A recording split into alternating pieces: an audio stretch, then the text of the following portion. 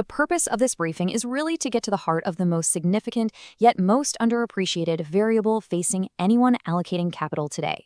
And that is the terminal collapse of the global order that's been in place for the last 80 years. We're going to move beyond the day-to-day noise of the markets and instead assess the tectonic shifts that are fundamentally reconfiguring the entire landscape of risk and opportunity for the decades to come. You know, T.S. Eliot, writing between the two world wars, he really captured the nature of systemic decay perfectly. The end of this post-war order, the system that's governed global affairs since 1945, it isn't arriving with some single dramatic explosion. As the Brazilian Center for International Relations aptly notes, it's more of a quiet, structural disintegration, a slow, maybe even irreversible fracture. It is, exactly as Eliot wrote, a whimper, not a bang. So, to really get a handle on this new environment, our analysis is going to follow a very clear path.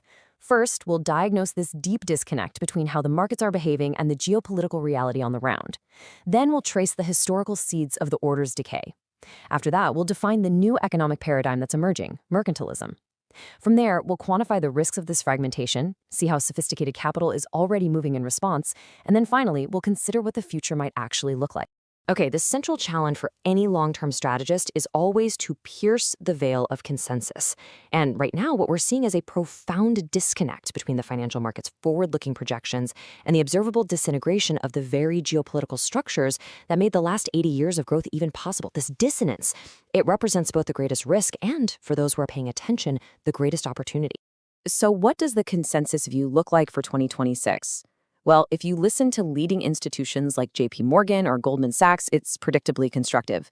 They're forecasting double-digit gains, 11% returns, you've heard it all before. And their analysis hinges on resilient global growth, easing monetary policy, and of course the big one, sustained investment in artificial intelligence. Now, these factors aren't insignificant, but here's the problem. Their analysis operates almost entirely within an economic vacuum, assuming the geopolitical superstructure is just a stable, non-disruptive constant. And that, I would argue, is a deeply flawed assumption that we have to challenge. So here's our thesis. The terminal collapse of the liberal international order is the single most underpriced risk in global markets today. This shift away from a cooperative, rules-based system and toward a fragmented, competitive world of mercantilist blocks, it's not a cyclical downturn that you can time or trade. It is a secular structural break. This is the primary variable that capital allocators must now model, and yet it is conspicuously absent from pretty much all the baseline scenarios you see in those consensus forecasts. To understand where we're going, we first have to have a very clear-eyed view of how we got here. The failure of the post-war order wasn't the result of some single external shock. It was actually a slow-moving process of internal decay. In a sense, its collapse was preordained by its very own design. This slide really synthesizes the academic postmortem, drawing primarily from the analysis in The Great Fragmentation, and we see three dominant narratives emerge, though they aren't mutually exclusive. The first one blames hypocrisy, the idea that the system's architects preached universal rules, but in practice rigged a game for themselves. This, of course, led to a profound loss of legitimacy in the global south and helped fuel the rise of alternatives like BRICS+. The second narrative blames post-Cold War triumphalism, an overzealous push to impose high liberal standards through these unaccountable bodies, which predictably created a populist backlash against globalism. And the third, well, it blames internal sabotage, that illiberal states were welcomed in, but instead of liberalizing, they just exploited the system's openness to weaken it from the inside. But notice the common thread here. All three point to internal flaws, not external enemies. And that brings us to the core argument from a recent Foreign Affairs article, this concept of endogenous decay. The thesis is that the disease that ultimately proved fatal was actually encoded right into the order's own liberal DNA. Its greatest strength, its grounding in these rigid, universal, legalistic principles, became its fatal weakness. It created a system that was excellent at procedure, but terrible at political adaptation. It couldn't bend to accommodate the shifting tectonics of global power. And so, it was always destined to break. All right, so having diagnosed the failure of the old order, we now have to turn to the paradigm that is replacing it. The age of globalization, the one characterized by this pursuit of absolute gains through economic efficiency, well, that's over.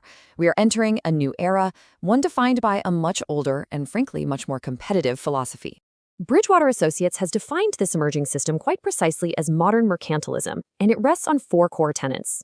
First, the state takes a primary role in orchestrating the economy, not for consumer welfare, but for national power. Second, trade balances are no longer just simple economic outcomes. They're now seen as critical metrics of national security and strategic vulnerability.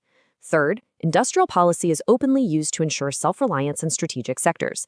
And fourth, national corporate champions are cultivated and protected from foreign competition. This is a complete inversion of the consensus we've lived under since the Cold War ended. And this timeline here shows you how that decay happened in practice. You could say the high watermark was China's entry into the WTO back in 2001. But the real turning point, the pivotal moment, was 2018, when the United States, the system's own architect, invoked the national security exception under GATT Article 21. It basically declared that its own unilateral view of security trumped its multilateral commitments. That one action rendered the WTO's dispute system powerless and opened the floodgates for any nation to justify protectionism under the same guise. And that's what's led to the systemic breakdown we're seeing today. Now, the practical implication of this breakdown is a world of heightened, persistent, structural risk. I want to be clear, these are not tail risks anymore. They are the new baseline conditions under which capital has to be deployed. So let's try to quantify what this really means. The BlackRock Investment Institute gives us a pretty useful framework for categorizing these variables. And their top risks, well, they're not theoretical. Things like global trade protectionism, US-China competition, and tech decoupling, those are direct consequences of this shift to modern mercantilism. The risk of regional conflicts is obviously magnified in a world with no effective global policeman or mediating body. These are no longer external shocks to the market. They are internal features of the new system. This slide, I think, provides the clearest summary of the entire paradigm shift. The core objective for both states and corporations has moved from economic efficiency to national resilience. We've gone from a positive-sum world of pursuing absolute gains to a much more zero-sum world focused on relative gains against your competitors. The strategy of global integration has been replaced by this new vocabulary of friendshoring and decoupling, and the slow, consensus-driven process of rules-based multilateralism, well, that's given way to the fast, agile, and frankly unpredictable nature of transactional unilateralism. So, this new paradigm demands a fundamental reorientation of capital. Let's be blunt. The strategies that generated fantastic returns during the 30-year era of globalization are just not likely to succeed in an age of fragmentation. What we're now observing is how the most sophisticated pools of capital are repositioning their portfolios for this new regime. When we look at sophisticated family offices and institutional investors, we can distill their actions down to four primary strategic shifts. It's a clear pattern. First, there's an increased allocation to hard assets and the defense industrial base, the physical building blocks of national security. Second, there's a fundamental reassessment of sovereign risk, looking way beyond simple credit ratings to the actual institutional legitimacy of nations. Third, we see direct investment into supply chain resilience, all these onshoring and friendshoring initiatives that are rewiring global trade. And fourth, there's a renewed emphasis on active management, because the passive beta-driven returns of a globalized world are being replaced by the need for real alpha generation in a much more volatile market. And these strategic shifts, they translate directly into specific, identifiable investment themes. Drawing from analysis by Wellington Management and UBS, we can see exactly where capital is flowing. It's targeting sectors that are essential for national security and resilience.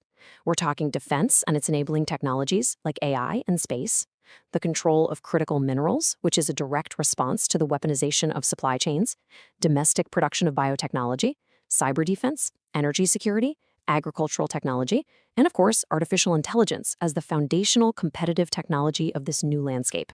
So finally, we have to consider what, if anything, is going to provide a framework for this new multipolar world.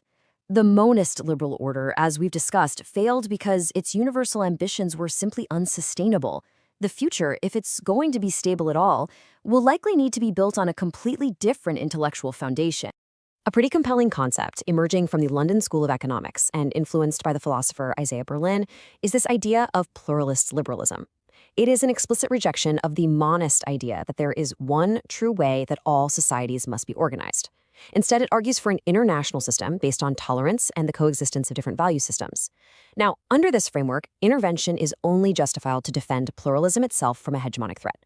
And crucially, it prioritizes deep, sustainable economic integration among partners who share core values, which implicitly accepts that trade with illiberal states is just inherently unstable.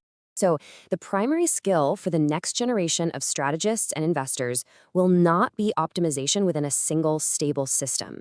It will be navigation across what's being called a multiplex world, a world of multiple, coexisting, and often competing orders. The era of a universal system is over. The era of managing complexity has begun. Which leaves us with a final guiding question that moves beyond tactical allocation to the very philosophy of investment itself. In a fractured world that's no longer governed by universal rules, where all the old certainties have dissolved, what enduring principles will guide the stewardship of capital, not just for the next quarter or the next year, but for the next generation? The answer to that question will define the great fortunes and the failures of the 21st century.